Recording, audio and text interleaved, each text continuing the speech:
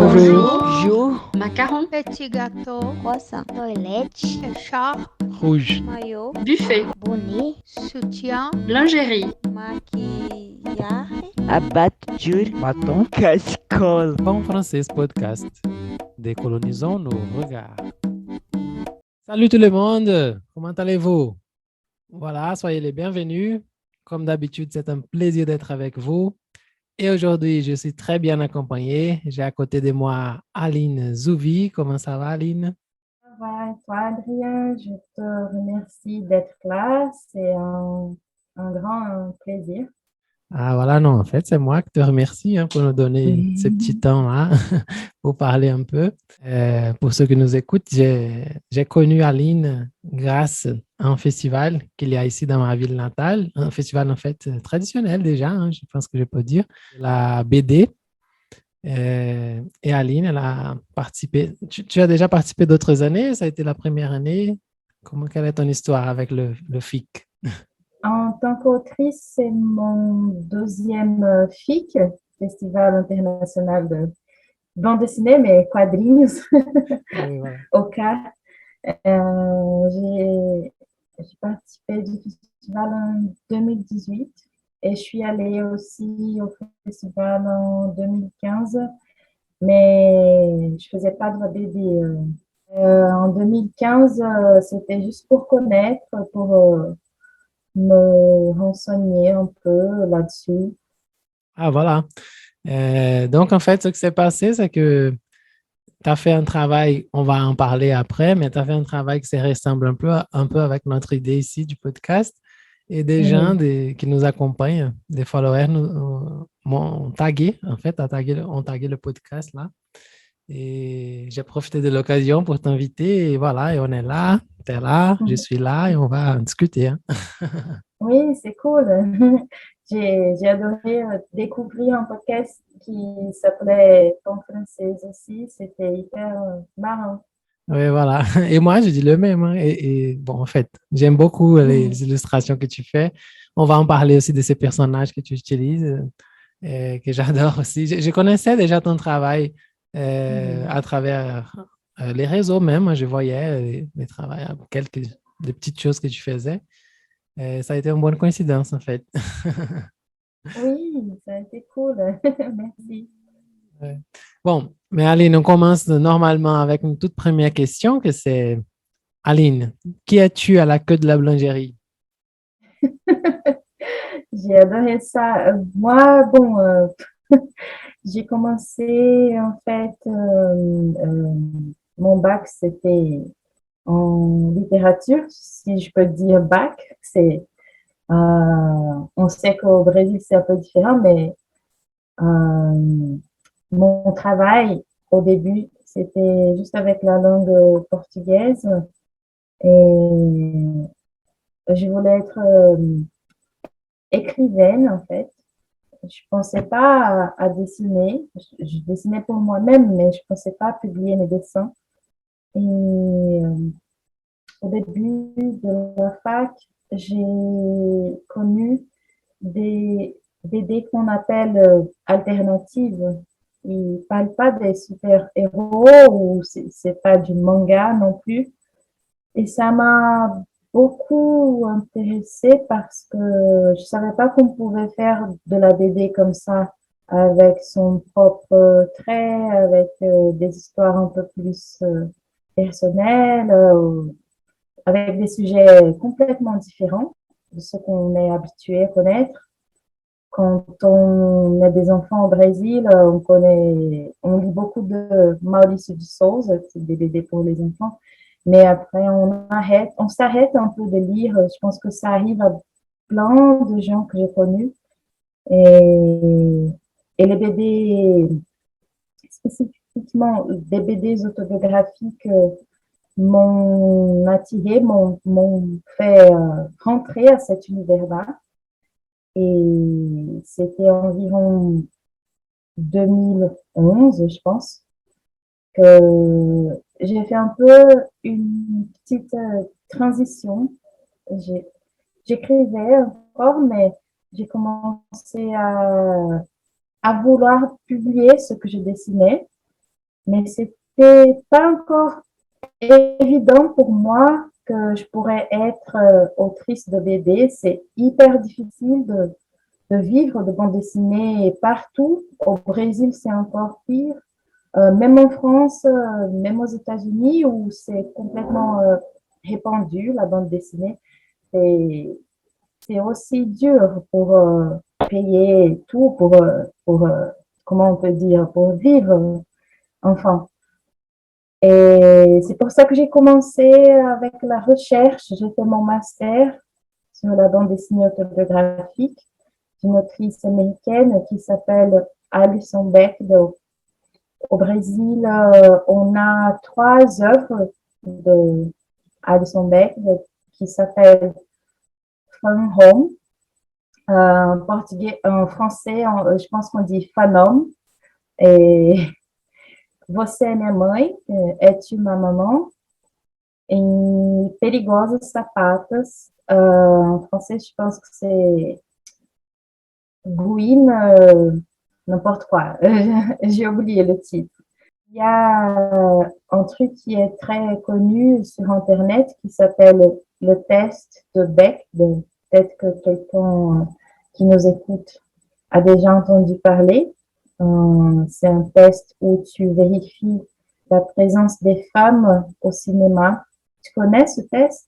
Non, je ne connais pas en fait le test. Je n'ai jamais entendu parler. Ah, c'est très cool parce que c'est pas Alison Bechdel qui l'a inventé, mais elle l'a montré dans une de ses strips, quoi, dans une de ses BD.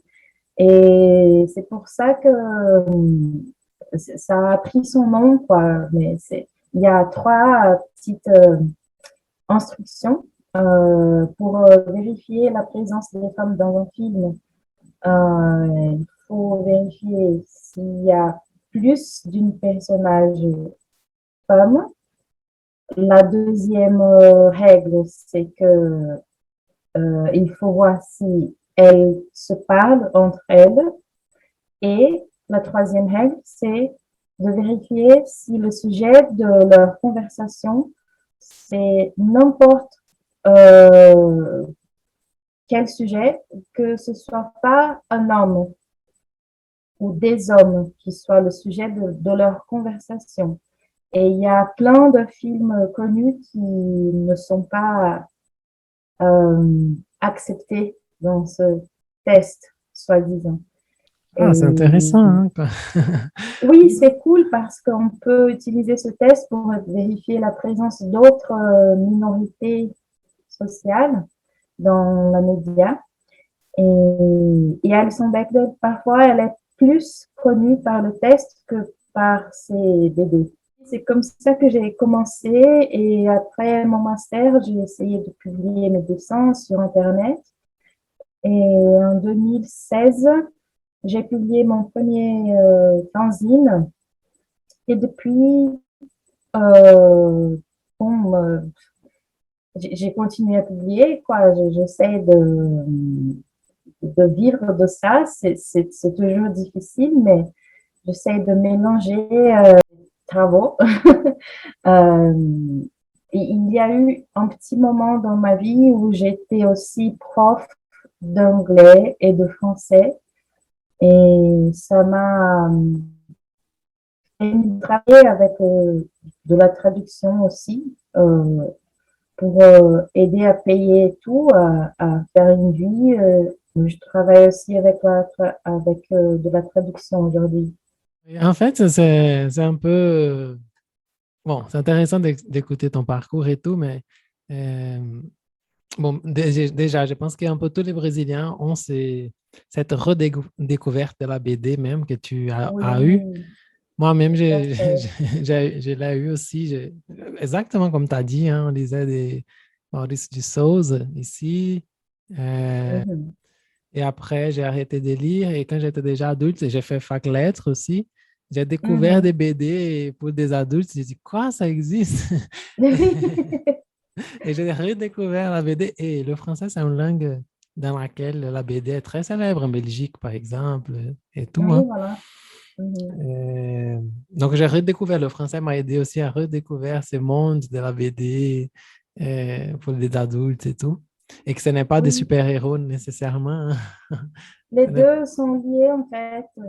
Pour ceux qui étudient le français, la BD est un univers très important pour étudier la langue, pour connaître la culture francophone. C'est vraiment,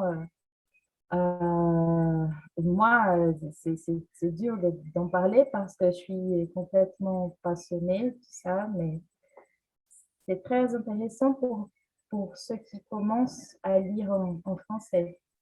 Oui. Et oui, c'est vraiment une vraie découverte d'autres mondes, hein. Parce que bien sûr, il y a Astérix et Obélix qu'on connaît au Brésil même depuis qu'on est petit. Mais Mhm. par exemple, j'ai connu quand j'étais à la fac Aya de Yopougon.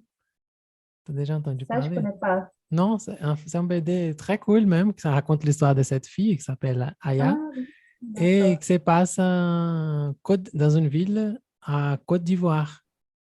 Ah, Mhm. comment s'appelle la ville? C'est Yopougon même, c'est Aya de Yopougon, voilà. Ah, Yopougon, c'est d'accord, la ville. je vais le Euh, rechercher. oui, non, c'est très cool même. Et ça montre tout l'univers. Les dessins sont très bien détaillés, les espaces, le scénario, Mhm. le décor. Tu vois, il y a tout. Le scénario, c'est très bien fait. C'est un peu une petite novella en BD. Oui, c'est cool. Ça Oui. m'intéresse. Euh, Bon, et autre chose que j'allais dire, c'est que c'est un peu dommage aussi, cette chose du Brésil, qu'on doit travailler pour pouvoir travailler avec ce qu'on aime. On travaille avec d'autres Oui, choses pour pouvoir travailler encore une fois avec les choses qu'on veut vraiment faire, hein, parfois, en dépendant exactement. du domaine qu'on choisit, hein. Mhm. C'est un peu compliqué même, hein, un peu triste. Il faut avoir un day job. Euh, Moi, je l'ai eu pendant 5 ans environ. Et j'ai quitté mon travail pour essayer cette année. C'est la première fois, en fait, que j'essaie de juste faire de la bande dessinée, de l'illustration, avec la traduction évidemment, mais c'est la première fois où je vraiment essaie de construire un travail, comment on peut dire, qui dépend de rien d'autre. Et c'est vraiment difficile. Il faut essayer. Voilà, tu essaies d'être 100% dessinatrice maintenant. Oui, c'est mon rêve. Voilà. Moi, mais j'ai vu que tu publies déjà dans des magasins très cool ici au Brésil, comme Piauí, euh, dans des oui, magazines, en fait, pardon. Très cool, comme ici au Mhm. Piauí, et Folha de São Paulo aussi, je crois, non? Oui, il y a eu un moment où j'ai fait ça, de la BD politique, on peut dire. Euh, je voulais peut-être qu'il y a un nom plus spécifique pour ça. Euh, de BD de presse, je pense, c'est ça. Mais ce sont des travaux très ponctuels, je ne sais pas si on peut le dire comme ça. Mhm. J'ai fait des BD de presse pour Folha de São Paulo et Piauí, ça s'est arrêté. Mais je cherche toujours des nouvelles publications pour faire partie et faire des collaborations. Ça m'intéresse beaucoup aussi parce que la BD alternative, elle a un rapport très fort avec la politique.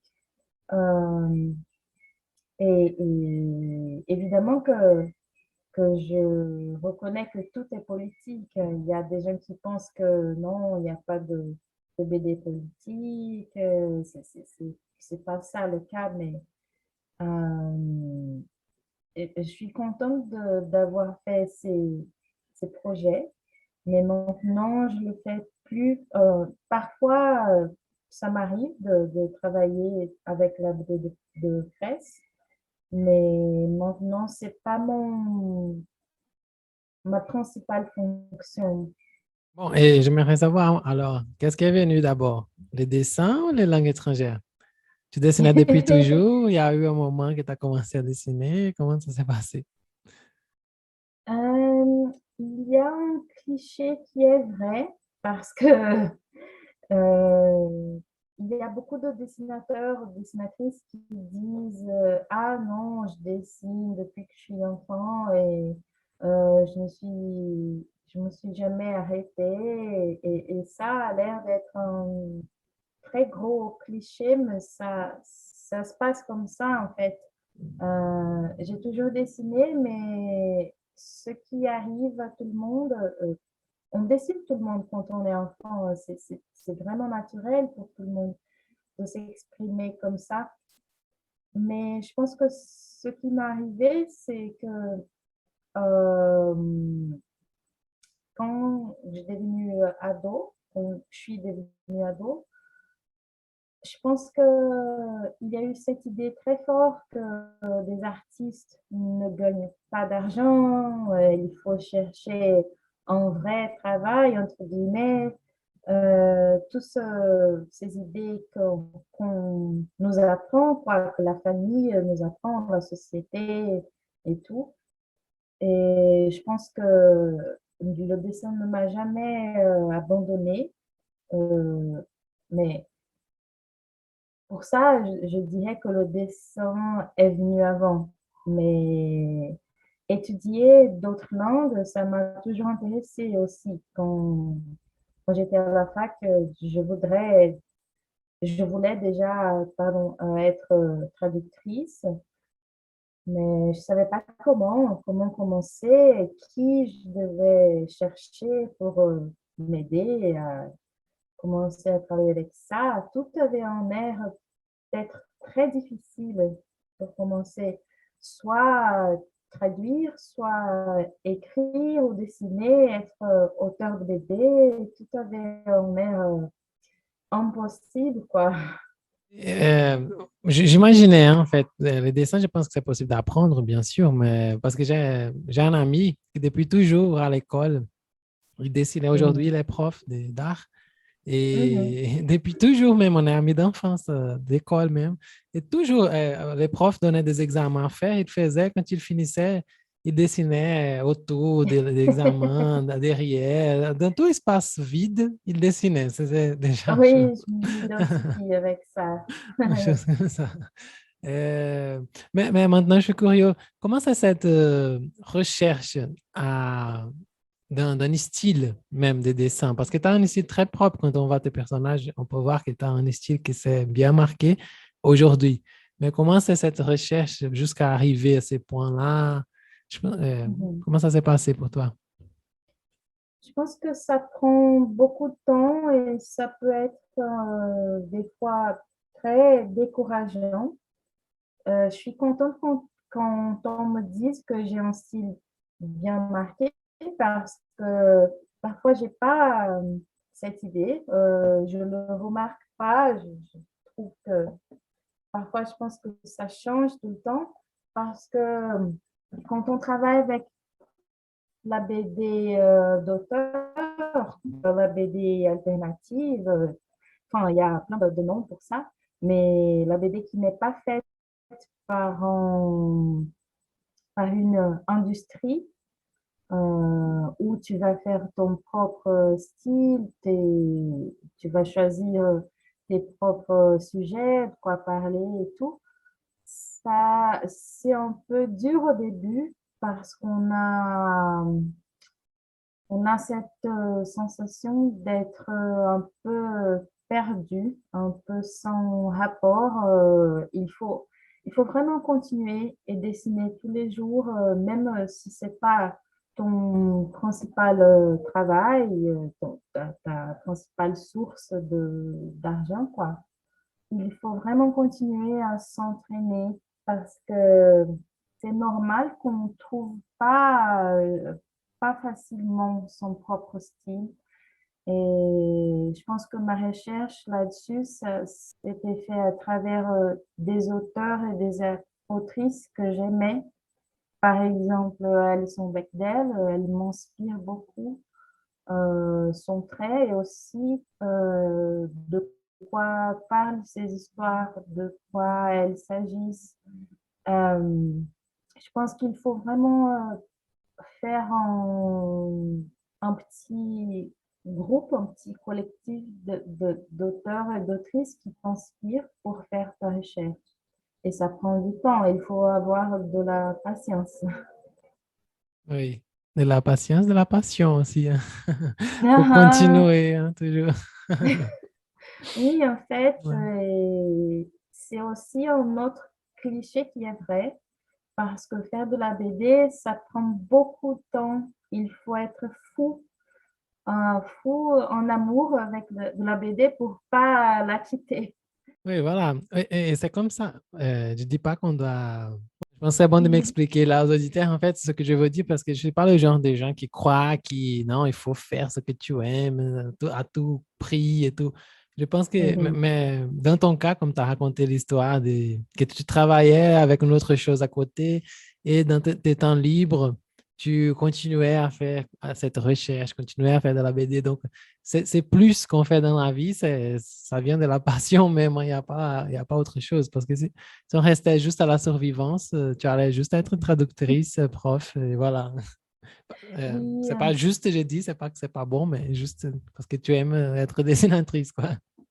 oui, mais je suis d'accord avec toi. C'est un peu dangereux de croire il faut travailler comment on peut dire, à être épuisé. Euh, je sais que c'est pas bien d'avoir ce type d'idéologie parce qu'on sait très bien où ça nous amène. Et, mais je pense qu'il faut avoir un équilibre. Parfois, je suis très découragée. J'ai une impression que ça arrive à n'importe quel type d'artiste, en fait. Parfois, c'est un peu décourageant parce que on vit dans un pays pour le moment qui ne valorise pas l'art et la BD a été considérée une forme pauvre d'art, si je peux dire comme ça. Alors, ça peut être un peu dur, mais je pense que ça vaut la peine quand on aime. Mais, mais, mais pourtant, ce que je veux dire, c'est qu'il faut aussi chercher ses droits en tant que artiste, en tant que quelqu'un qui fait un travail qui doit être bien payé. Et voilà, je suis tout à fait d'accord qu'on ne peut pas idéaliser le métier. Oui, voilà. Et sur au moment-là, j'ai parlé d'autre chose, j'ai oublié. Sur le test dont tu as parlé des Bechdel, mais mon anglais c'est terrible, hein, mais Mhm. je pense que c'est ça. Non, ça va, Bechdel, je pense que Bechdel, ça oui. marche. Euh, c'est intéressant même d'évaluer comme ça pour penser cette inclusion qui parfois c'est vraiment inclusive, hein. C'est juste Mhm. pour montrer que les gens y sont. Euh, et récemment, j'ai lu à propos de cette inclusion des Noirs dans le cinéma. Et Mhm. ici, là, en termes, je ne sais pas comment on peut. Bon, je vais traduire en français, mais je ne sais pas si en français existe ce terme. Mais ici, on a, dans ces textes que j'ai lus, il parlait du noir mystique, hein, que c'est Ah, un d'accord. peu. Quand il a un personnage noir, ils ont donné plusieurs exemples, comme Whoopi Goldberg dans les Ghosts, par exemple. Hmm. Il y a un autre film. Il y a un autre avec Tom Hanks qui est là, un prisonnier, qui est un noir très grand, il a des pouvoirs magiques. Et voilà, Ah, enfin, d'accord. il y Mhm. a plusieurs exemples, mais à la fin, il y a le noir qui est à cette place-là, juste pour élever le blanc, en fait, pour aider le blanc à Oui. arriver à à subir un défi ou arriver à une Mhm. autre étape de sa vie et tout. Et je pense que c'est un peu la Oui. même chose pour les femmes là dans ces tests, hein, que c'est une femme qui est là juste pour servir l'homme, qui est là juste, Mhm. n'est-ce Oui, pas? tout à fait. Il faut vraiment étudier comment le personnage, comment les minorités sociales sont représentées dans chaque film, chaque bande dessinée, livres et tout, parce que ça peut être un peu, on peut être mal conduit dans l'histoire en tant que public. Il faut toujours avoir un sens critique pour pas louper ce type de choses. C'est très comment on pense qu'on a beaucoup avancé dans, dans ce type de discussion, mais c'est très important de ne pas oublier parce que c'est tellement facile de revenir, de louper toute l'évolution qu'on a conquis. Mais c'est pour ça que ça m'intéresse, la représentation, la visibilité, tout ce tout ce qu'on peut faire en tant qu'auteur et autrice. Voilà. Et en profitant là de cette voie déjà du féminisme et tout, j'ai vu que tu as offert un atelier des BD humoristiques Goudou, hein, Mhm. et parce qu'il y a des gens des Brésiliens qui nous écoutent là. Goudou, c'est lesbienne dans les termes un peu, comme on dit, sapatão en portugais, hein. Oui, Euh, sapatão, ouais, caminhoneiros. ouais.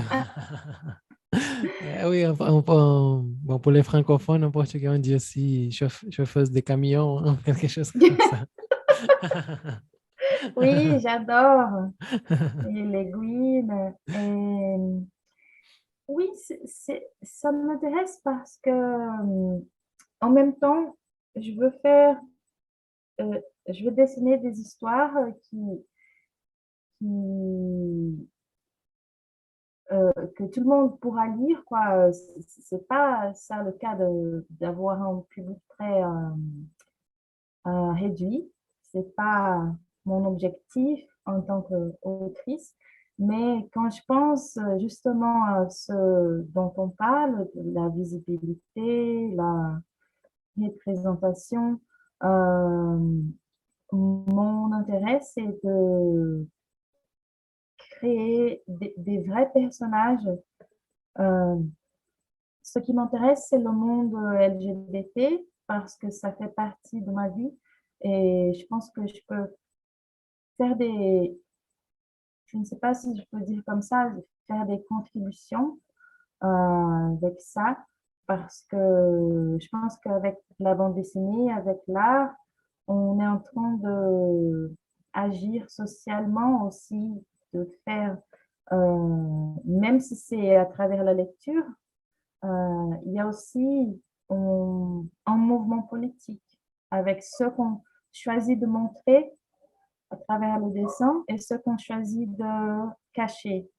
Et c'est pour ça que parfois je donne des cours, des ateliers de BD Green, de BD Godot, parce que je pense que c'est important pour les femmes lesbiennes d'apprendre qu'il y a des BD qui nous représentent avec du respect et avec de la véracité et ce ne sont pas juste des personnages sexualisés pour les hommes, tu sais. C'est pour ça que je trouve que c'est important qu'il y ait des ouvertement LGBT, mais ça ne veut pas dire que la lecture doit être faite juste par un public LGBT. C'est juste Oui, pour... si tu n'es pas gay, tu ne vas pas me comprendre. Ce n'est pas ça, Oui, hein. oui, voilà, Classification gay. Tu vois? voilà, parfois c'est un peu dur de faire que les gens comprennent ça, parce que ça a un air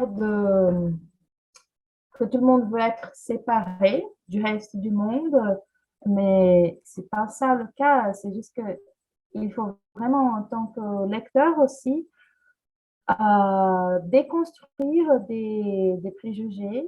Et je pense que là, la BD peut être un outil très puissant, très important pour ça. Oui, sans doute, hein. Et je pense que parce que je crois beaucoup au pouvoir des mots et au pouvoir Mhm. des images. Et la BD, c'est les deux ensemble, quoi. Oui, c'est un double pouvoir. Oui, voilà. Il faut faire attention en l'utilisant, quoi. Oui, tout à fait. Et, et encore sur l'atelier, j'aimerais comprendre si c'est l'objectif, en fait, c'est produire des personnages dans la BD LGBT+, ou c'est accueillir des gens LGBT+, pour produire des BD, ou les deux. Et je pense que c'est un peu les deux. Pour le format que j'ai actuellement, j'essaie de faire un coupe en deux parties. La première partie, c'est de faire une petite exposition avec toutes les BD qui ont été déjà faites en représentant des femmes lesbiennes, des femmes bi, n'importe quel genre de femmes qui aiment d'autres femmes. Et je connais pas du manga, alors c'est une sélection très spécifique.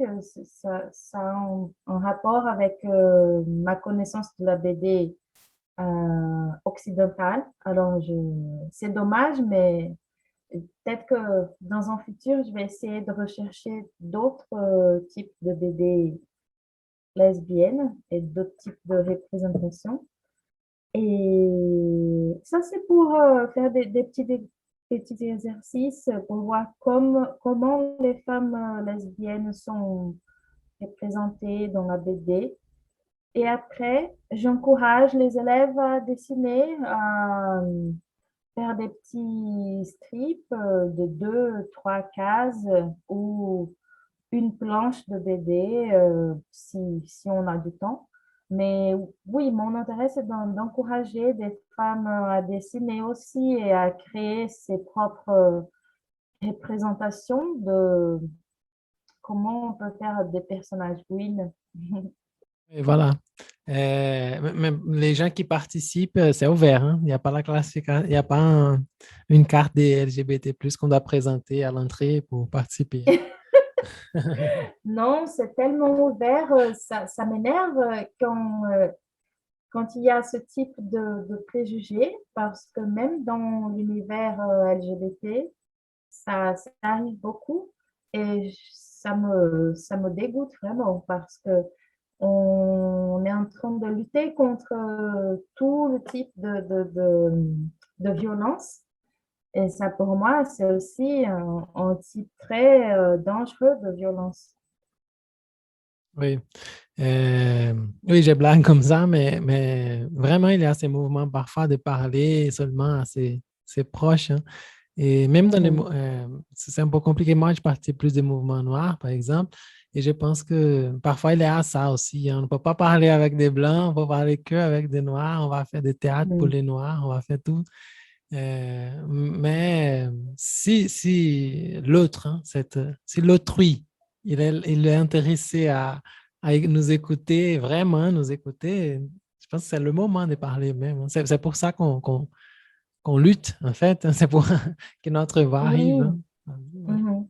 Moi, j'arrive à comprendre ceux qui pensent qu'il faut se protéger Ouais, dans un certain niveau. bien sûr. Je trouve ça raisonnable jusqu'à un point, mais je suis d'accord que il faut ouvrir un peu.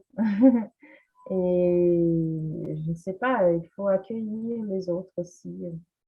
Oui, bien sûr. Oui, mais je suis d'accord aussi qu'on ne faut pas discuter avec des fascistes, hein. Des fascistes, Oui, c'est... exactement, c'est ça la limite. Oui, voilà, le fascisme, on discute avec les poings, les pieds, les coups de tête, et voilà, des bâtons et des choses comme ça.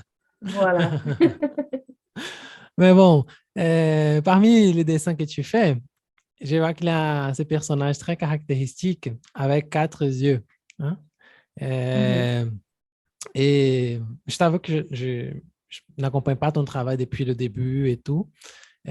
Comme je t'avais dit, j'ai vu des petites choses ici. Ces personnages, même, je connaissais déjà, en fait. Quand je l'ai vu, j'ai dit, ah, j'ai déjà vu ça et tout. Euh, je ne sais pas quand ça a commencé, si tu as toujours fait comme ça, mais est-ce que tu peux me parler un petit peu comment ça a commencé, comment c'est... Oui, ça c'est... C'est fou quand même parce que c'était tellement pas prévu parce que quand j'ai déménagé à São Paulo en 2017, j'ai commencé à étudier le dessin parce que c'était un moment où je voulais tellement être autrice de BD et commencer à publier des fanzines et tout. Et je faisais beaucoup d'ateliers avec d'autres artistes et il y avait des exercices pour s'entraîner, pour faire des dessins libres. Et il y a eu un moment où je faisais un de ces exercices où tu dessines n'importe quoi, juste pour, comment on dit, s'entraîner. Enfin, et j'ai dessiné un visage avec quatre yeux. Et je ne sais pas d'où ça venait, je pense que je l'ai vu. Euh, je l'ai vu dans la rue, dans les rues de São Paulo, des quatre yeux, comme ça. Et je me suis dit, bon, d'accord, ça me plaît, je vais le refaire. Et c'était pas prévu, c'était juste un truc que j'aimais faire. Et j'ai commencé à l'utiliser comme ma signature, comme mon petit logo euh, pour image de profil et tout ça.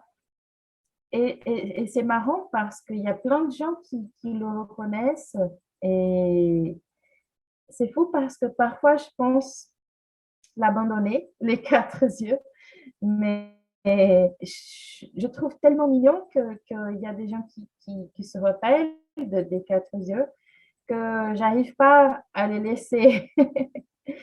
Mais c'est comme ça, il y a des types d'images qui m'intéressent parce qu'elles ont l'air normales, mais quand on les regarde une deuxième fois, on se rend compte qu'il y a quelque chose de bizarre là. Et les quatre yeux, pour moi, c'est ça, c'est juste une petite blague visuelle. Oui, c'est une petite touche qui attire l'attention vraiment quand on va. C'est exactement la sensation, mais c'est très cool même.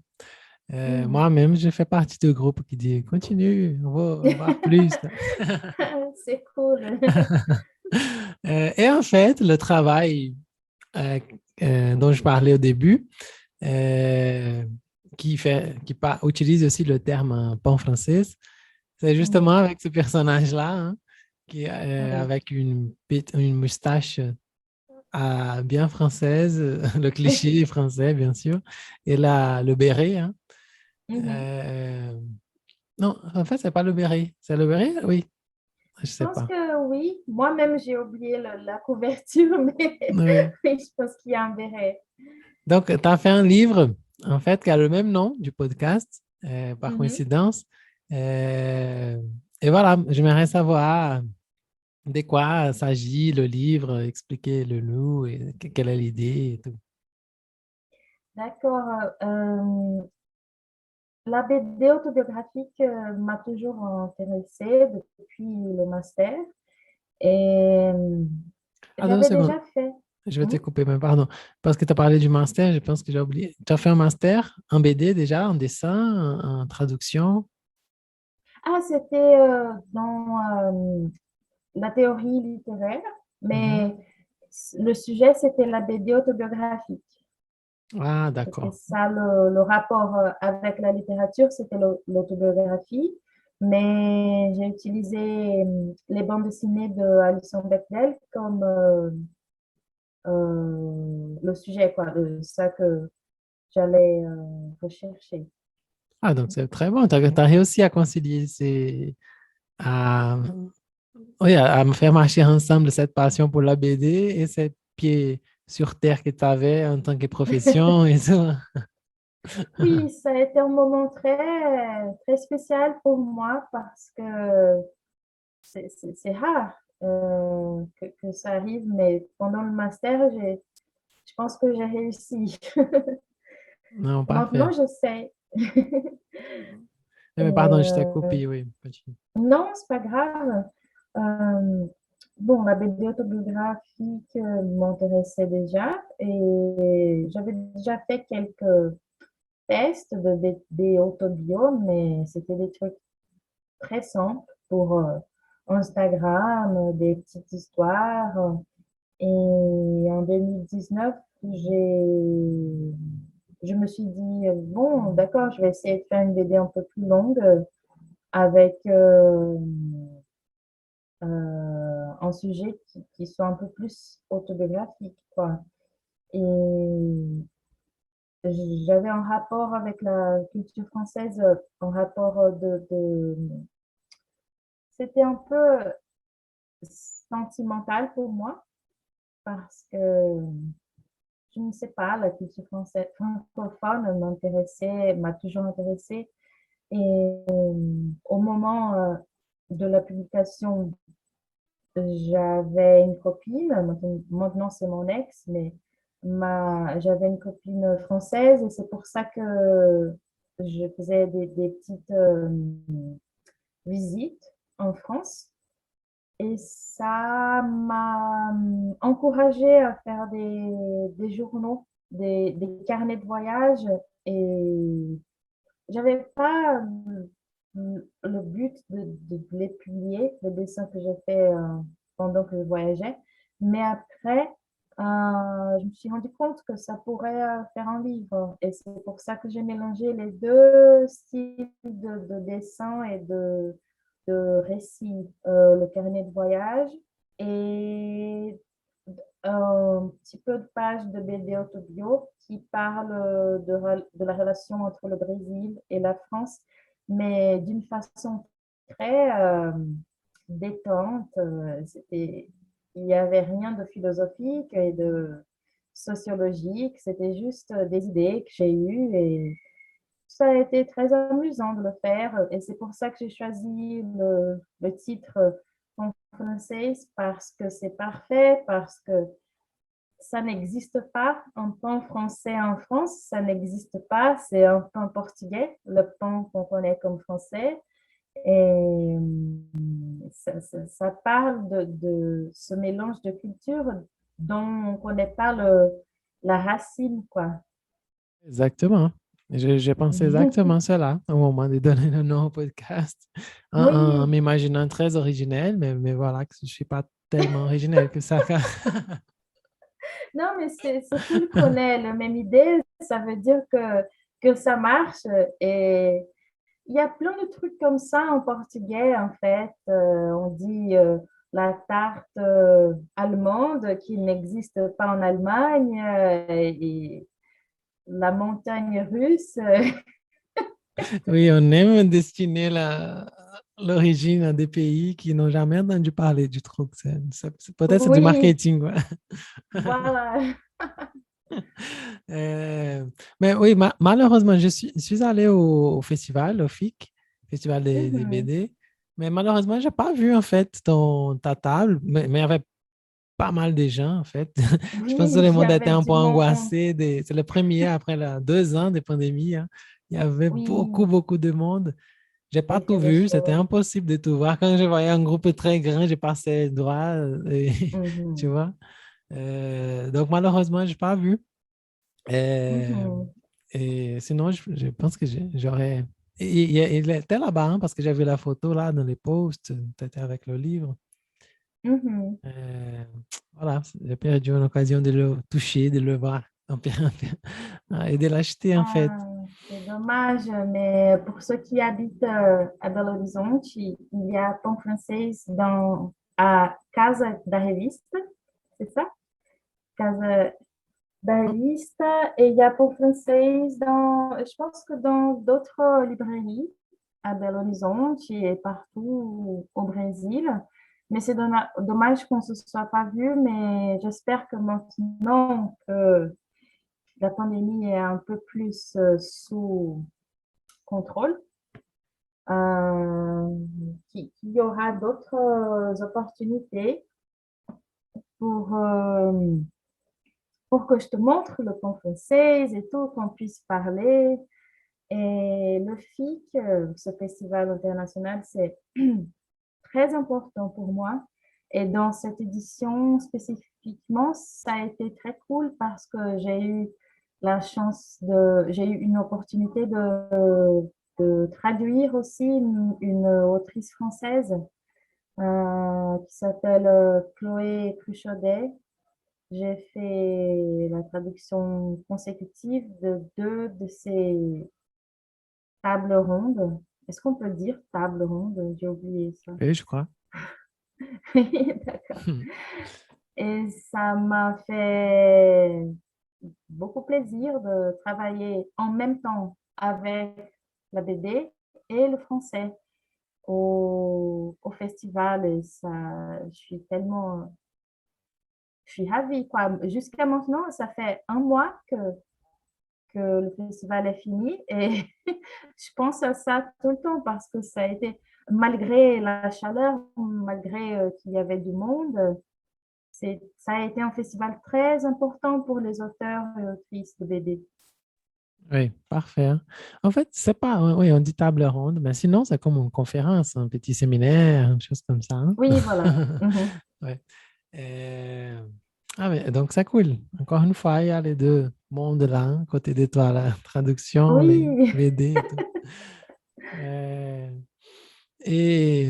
mais sinon, pour les gens qui nous écoutent, s'ils veulent acheter ton travail un peu de partout, comment on fait? Il y a un site, tu as un site personnel, une chose comme ça? ah oui, d'accord. J'ai un site internet, c'est alinezouli.com.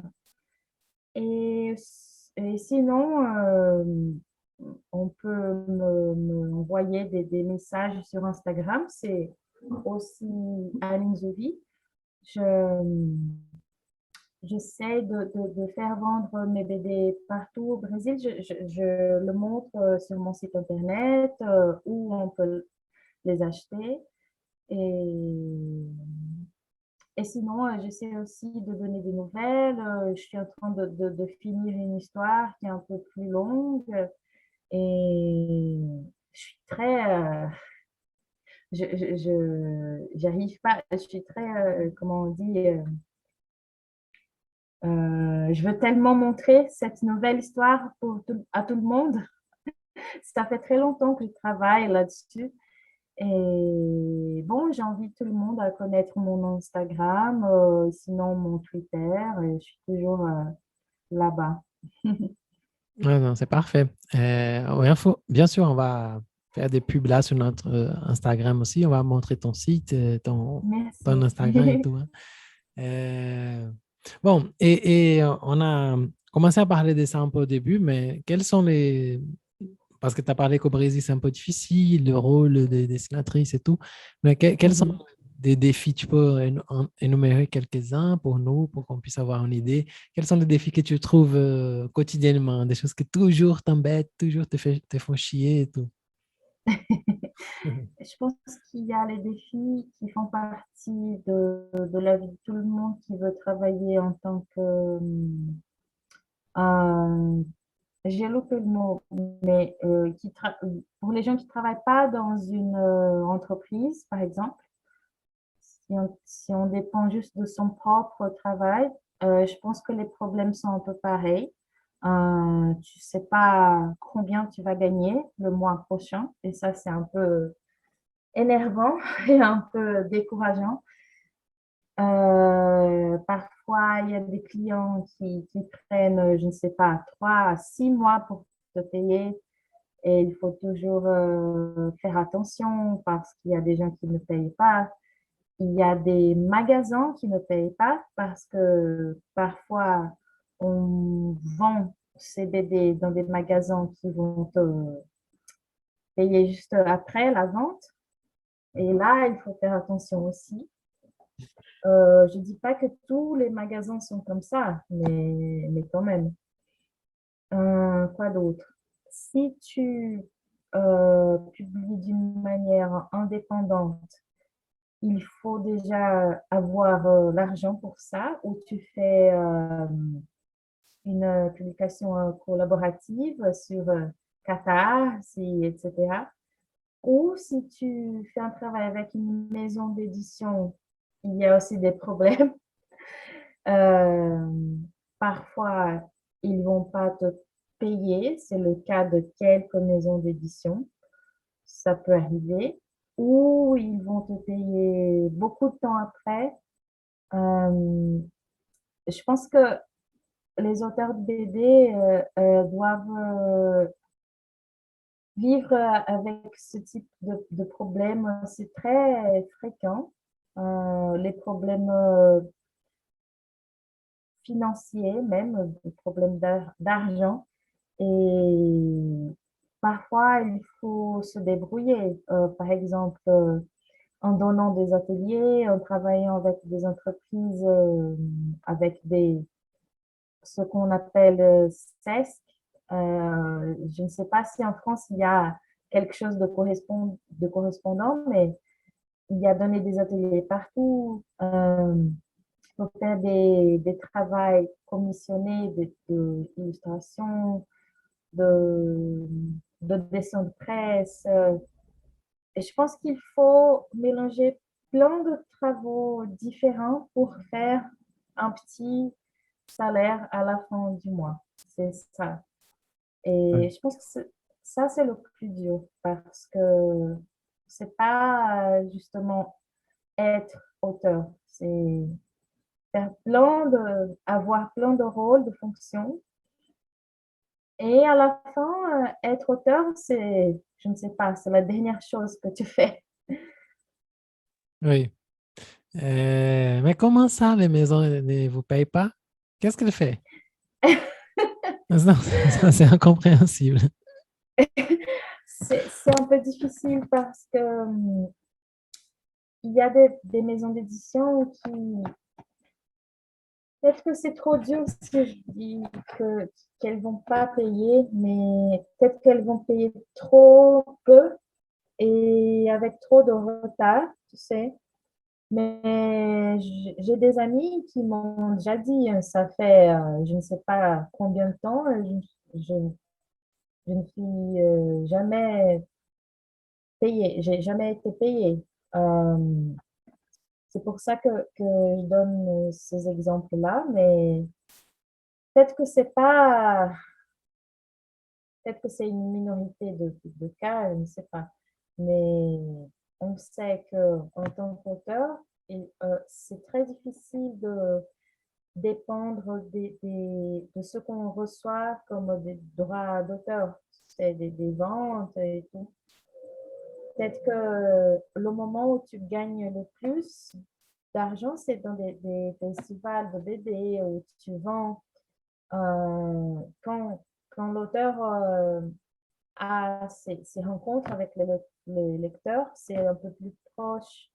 On peut montrer son travail en détail et tout. C'est un peu plus facile de faire une connexion avec les lecteurs.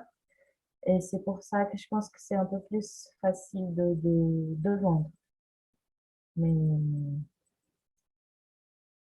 c'est un peu dur de faire de l'argent. Chez des maisons d'édition, c'est pas quelque chose que je recommande pas. J'aime bien travailler avec des maisons d'édition parce que tu peux euh, montrer ton travail à beaucoup plus de gens. Euh, la, distrib- la distribution, elle est meilleure faite parce que tu vas avoir une structure de travail mieux développée. Et c'est ça, c'est juste que je ne veux pas dire que travailler avec une maison d'édition, c'est la pire des choses. Oui. Juste une curiosité, en fait. T'as dit que tu fais un travail autobiographique, tu as fait des études autour de la BD autobiographique aussi. Mais c'est un style que j'aime, en fait. J'aime lire aussi. Normalement, ça nous parle beaucoup, hein, parce que c'est notre vie. On voit que c'est pas inventé. Et c'est cool de marcher sur cette ligne, cette limite entre le réel et ce que l'auteur a inventé. On dit, quoi, mais ça c'est vrai, c'est pas vrai, on sait jamais. Je pense que c'est un jeu très cool. Il y a un auteur italien que j'aime beaucoup. Récemment, il a fait une animation sur Netflix qui c'est... Ah oui, Zéro calcaire. Je le connais, mais j'ai jamais lu. Ouais, il fait des choses très autobiographiques aussi. Mhm. Euh, mais j'aimerais, en fait, la curiosité, c'est en quoi consiste, en fait, d'après tes études, qu'est-ce que tu as vérifié, qu'est-ce que tu peux nous dire à propos de cette BD autobiographique? Et c'est fou parce que ça dépend en fait du lecteur. Parce que si on dit que, si je dis ma BD est complètement une fiction, il y aura des lecteurs qui vont chercher des détails dans le récit qui ont un rapport avec ma vie et vont dire, bah non, ça c'est autobio, tu vois, tu as dessiné un homme qui rassemble ton père, quoi, ou je ne sais pas, cette scène-là, tu as vécu ça et tout. Mais si je dis que c'est une BD autobio, il y aura aussi des lecteurs qui vont dire non, ça c'est complètement inventé. C'est impossible que tout ça soit réel et tout.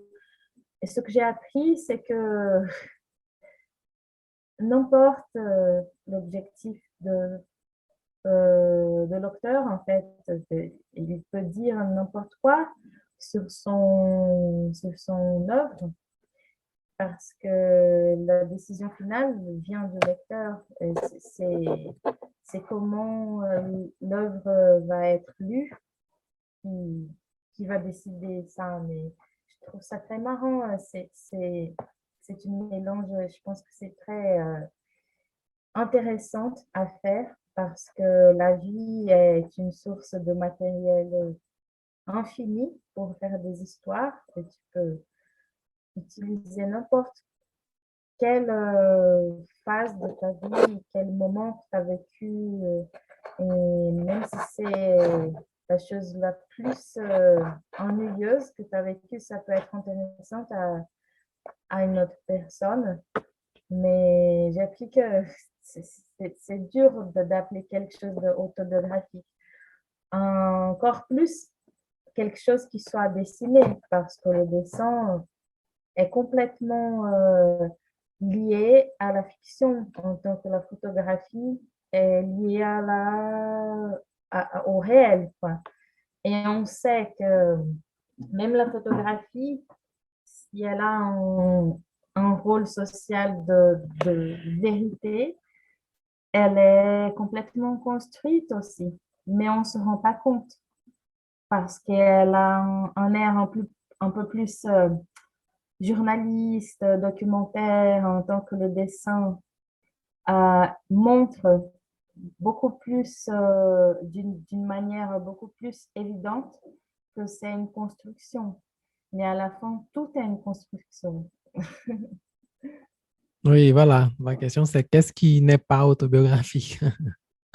Oui, on peut penser comme ça, tout est autobiographique en fait, Oui, tout est construit. oui. Euh, oui, mais je pense qu'au niveau des styles, il y a. J'ai vu quand tu as parlé des Bechdel, j'ai mis ici au Google pour voir quelques-uns de ses dessins et tout. Il y a ré- cette ressemblance entre le personnage et la personne, la personne physique de l'auteur. Ça se passe aussi avec Zéro Calcaire. Et je sais pas encore lu les bons français ce que tu as fait pour voir si ça se passe avec toi aussi. Mais ça, on peut dire que ça, c'est une caractéristique ou pas vraiment? Oui, il y a des théories d'autobiographie qui parlent du pacte autobiographique. C'est un pacte fait entre l'auteur et le lecteur qui, qui va suivre quelques règles et la semblance, c'est une de ces règles. Il y a aussi le fait que le nom de l'auteur sur la couve du livre soit le même nom du personnage principal. Quand on parle de la littérature autobiographique. Et quand on parle de BD, c'est exactement ça. Si tu vois le rapport entre le visage de l'auteur et le visage du personnage principal, ça donne aussi, comment on dit, ça aide au, le lecteur à croire à ton histoire. Et je trouve ça vraiment cool parce que la- le dessin est aussi un type d'écriture, de calligraphie. Et ça, c'est vraiment personnel. La façon dont on dessine, elle est en soi-même très autobiographique.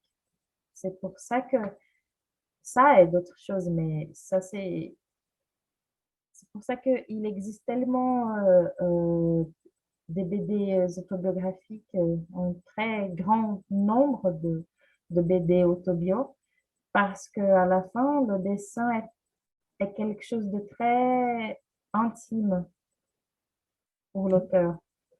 Oui. Mhm. Euh, et ce que tu as dit à propos de l'auteur et du lecteur, hein, Mhm. tu m'as fait penser à une prof que j'avais à la fac, qu'elle disait souvent, peu importe ce que l'auteur a voulu dire, l'important c'est ce qu'il a dit. En fait. Mhm. Et ce qu'il a dit, Exactement. c'est le lecteur qui va déterminer, hein. Oui, exactement, parce que on peut pas, il n'y a pas d'autre source pour avoir pour faire des hypothèses, pour avoir des conclusions. Et je pense que c'est ça, c'est important de travailler avec le livre en soi-même. Oui, voilà, parfait. Bon, malheureusement, on arrive à la fin. J'aime beaucoup la discussion, mais est-ce qu'il y a une Moi question que aussi. j'ai pas fait, mais que tu penses que c'est important de parler, quelque chose que j'ai pas pensé, mais que tu penses que c'est important qu'on discute? Non, je pense que ça a été vraiment cool la discussion. Je pense que peut-être que ce serait important de reparler que n'importe qui nous écoute, qui est intéressé à la langue française, c'est important de chercher de la bande dessinée parce que c'est un univers vraiment infini d'histoire, de genre d'histoire, de style de dessin. Et il y aura, certes, il y aura un style qui va te plaire et un genre de récit qui va te plaire et qui va t'aider à étudier le français. Et je pense que c'est important de réaffirmer ça parce que la BD, c'est quelque chose qui m'a beaucoup aidé à développer mon amour pour la langue française. Voilà. Oui, sans doute. Euh, Maintenant m'est venue une question. Puis, c'est ma tête n'est pas linéaire, hein. Mais maintenant, une question de choses qu'on a discuté au début quand on parlait de l'atelier que tu fais.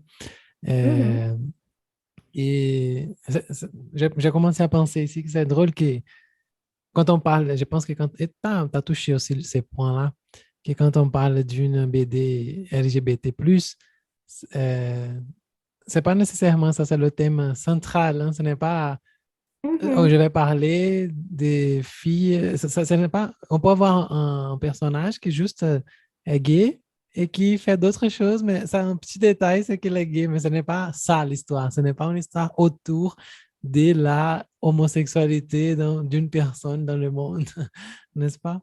Oui, voilà, parce que je pense que maintenant, c'est important d'avoir je pense que dans le cas de la BD LGBT ou la BD noire ou la BD de n'importe quel groupe social, ça a un rapport avec ce qu'on essaie de faire. Euh, c'est important de ne pas classifier. Je suis d'accord avec le fait que c'est pas on n'est pas obligé de classifier tout le monde pour toujours. Peut-être qu'il y aura un moment dans le futur où on va plus utiliser les mots lesbienne, gay, LGBT. Mais pour le moment, je pense que c'est important de faire ce type de classification pour la représentation, pour la visibilité, parce que dans notre culture visuelle, dans la média, c'est c'est historique d'avoir des produits de médias où les personnes LGBT, par exemple, ne sont pas des personnages bien construits, des personnages, ce sont des personnages qui vont être tués à la fin ou qui auront une vie affreuse, en fait, qui ne seront pas des personnes bien, qui auront une vie normale, quoi. Et c'est pour ça que on peut appeler maintenant une BD LGBT n'importe quelle BD qui aura un personnage LGBT parce que c'est important de faire des nouvelles histoires où tu peux juste exister comme une personne LGBT, où rien ne va te passer, où la fin sera une fin heureuse, parce que on veut aussi lire des histoires bébêtes, tu sais, des histoires LGBT qui ne sont pas profondes ou qui seront romantiques ou n'importe quoi. Je pense que c'est ça le but d'avoir ce type de classification pour l'instant. Mais je suis d'accord que peut-être ça ne sera pas obligatoire jusqu'à la fin. Non, parfait. Très bon même. Oui, c'est vrai. Je suis d'accord avec toi. Très bien. Bon, à la fin, on a l'habitude de demander qu'est-ce qui va avec ton pain aujourd'hui? Comment tu vas farcir notre pain? euh, Donner des indications, des lectures, des BD, des séries, films, podcasts, enfin, ce que tu aimerais mettre dans le pain. Bon, j'aime bien le podcast de la Cité internationale de la BD, le podcast Angoulême, où il y a le festival de la BD d'Angoulême. C'est une ville française très, très connue par cette culture de BD. Et sinon, si tout le monde qui nous écoute s'intéresse à s'entraîner un peu le français, on peut écouter. C'est sur Spotify et je ne sais pas, c'est partout. Je pense que ça s'appelle le podcast de la Cité internationale de la bande dessinée. Et pour la BD, je peux parler de la BD de Chloé Cruchonnet, l'autrice que j'ai traduite au festival de Belo Horizonte, festival de BD. Le titre est Mauvais genre, mais au Brésil, ça a été publié comme Dégénérado par la maison d'édition Nemo.